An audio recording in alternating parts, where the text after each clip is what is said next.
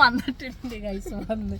എടാ തനിക്ക് നേരത്തെ കാലത്തും കാര്യങ്ങളൊക്കെ ചെയ്തൂടെ? ഞാനൊരു കാര്യം പറയട്ടെ, ഞാനവിടെ നേരത്തെ പോയിരുന്നിട്ട് എന്ത് കിട്ടാനാ? നിനക്ക് എങ്ങനെ എന്നെ മറ്റേ അവിടെ കൊണ്ട് നടതള്ളണം, എന്നിട്ട് നിനക്ക് അവിടെ നിന്ന് എസ്കേപ്പ് ആവണം. ഞാൻ കേട്ടു, ഞാൻ വണ്ടി കയറിയ സമയത്ത് ഫ്രണ്ട്സിനെ വിളിച്ചിട്ട് സിനിമയ്ക്ക് പോകാനും പ്ലാൻ ചെയ്തു.